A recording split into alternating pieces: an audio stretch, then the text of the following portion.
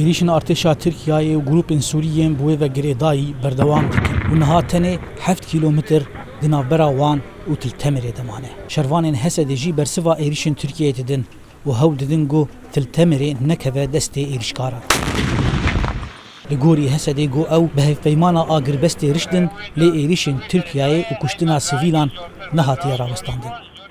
دو ایریشک خورد با علی مد هاتو بو گلک برخوادانی بو هناك كنت كاتن دس بس هفالي ما برخوادانی کرن دوشي حياة دوشي ما مقاومت كر هفال پیش كاتن هنا كنت ما فجراندن سركفتن درباز بو او كنت محمودية العالي او چوبوش يكشي نافي خرب جموي انو كا چاچمه الملي قاسمية والملي محمودية هفان مالو ده برخوادانية ديكن وامسوز دم قال اخوان بسر كيفن متروك اخو خبرنادن لعالية دن تو باناندنا گوندوارن جالية تركيا ve berdewam dike birîndar û kuştî digihêjin nexweşxaneya bajarê Tiltemirê.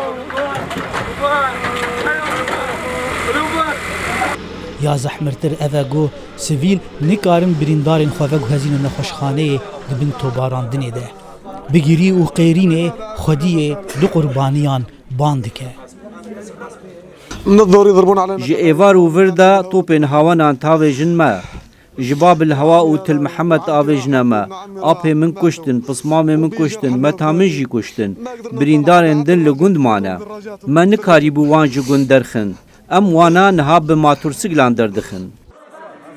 Li gorî nexweşxaneyê got tevî hemû ragihandinên agirbestê lê Tirkiye êrişên ji xwe berdewam dike û rojane kuştî û birîndar hene. Ji nehê mehê siyê meha daha 1089 birîndar û 206 şehîd hatine.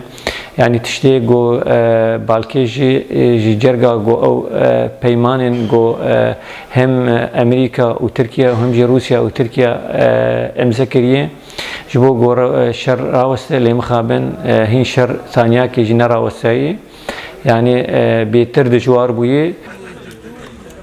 Di dema ev birîndar digihîştin nexweşxaneya Tiltemirê hêzeke Amerîkî got di Tiltemirê re derbas dibe berê xwedabû bîngeha xwe ya li Serînê golê navçeya Kûbanê dikeve. Li aliyê din hêzên ji artêşa hikûmeta Sûrî ew jî li Tiltemirê bicih bûne û dewreyên polîsên leşkerî yên Rûsî li navçeyê jî digerin. Li aliyê din hêzên êrişkar got Tirkî û hevalbendê xwe pêş dikevin. Gelên herêmê jî dibêjin got li ber çavê hemû hêzan û cîhanê li vir Tirkî rojane wan dikuje. Zana Umer dengê Amerîka navçeya Tiltemirê.